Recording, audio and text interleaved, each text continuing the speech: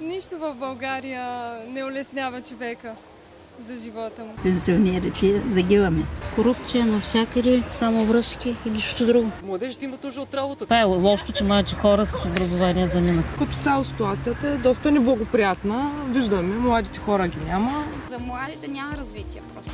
Не виждам никакво развитие. Не сме щастливи родителите от този факт, че са излезли. Да пъдят на просто. На кого му се иска от родината да се отиде? Икономическото положение на страната е трагично. Прекалено много се сменят системите, няма единомислие. Безработицата е голяма, дожи по селата е голям, кражби, грабежи. Самата държава не се грижи за народа.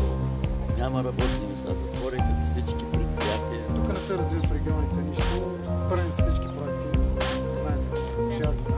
Преди избори казвам, да, ще направя това, но като минат изборите, край. Възражение е бил никога.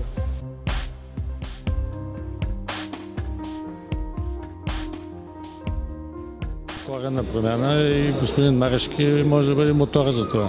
Той е единствения, който се изправи срещу картелите. Както виждам, мисли за народа. Такива като него трябва да бъдат абсолютно навсякъде, във всяка една област.